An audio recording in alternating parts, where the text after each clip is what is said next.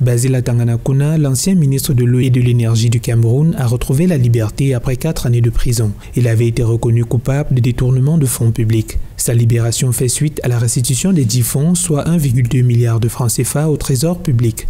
L'arrêt des poursuites a été requis par le procureur général près du tribunal criminel spécial à la demande du ministre d'État, ministre de la Justice, garde des Sceaux, comme le prévoit la loi créant le TCS.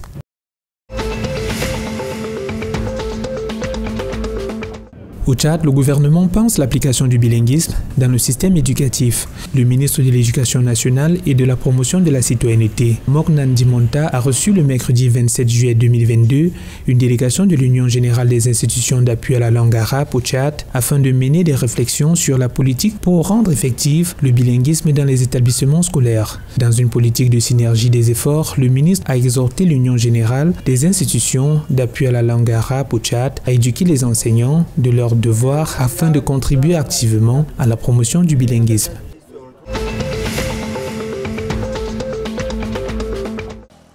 La Centrafrique a vendu plus de 12 millions de Sango Coins, soit 1,2 milliard de dollars en 3 jours selon les données publiées le mercredi 27 juillet 2022 sur le site web officiel dédié à la dite monnaie. Le 25 juillet 2022, le gouvernement centrafricain avait mis en la vente 210 millions de Sango. La crypto-monnaie locale, adoptée et lancée le 3 juillet 2022 par le président de la République, Touadéra.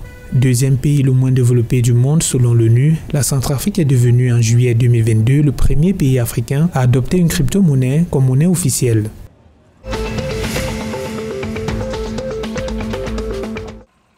Le gouvernement gabonais veut renforcer l'écosystème entrepreneurial pour endiguer la vie chère. Lors des conférences budgétaires consacrées à l'élaboration de la loi de finances 2023, le ministre du Commerce et des PME, Yves-Fernand Mamfoubi, a sollicité de sa collègue du budget, Edith Mounumbi, une dotation suffisante pour mettre en œuvre le programme de promotion de l'écosystème entrepreneurial devant permettre à terme d'endiguer la vie chère au Gabon par une production locale massive. La lutte contre la vie chère est une question transversale parce que le panier de la ménagère paye le lot tribut. Aujourd'hui, nous devons inverser la tendance avec une production locale pour que nous puissions manger gabonais, donc made in Gabon, a-t-il déclaré.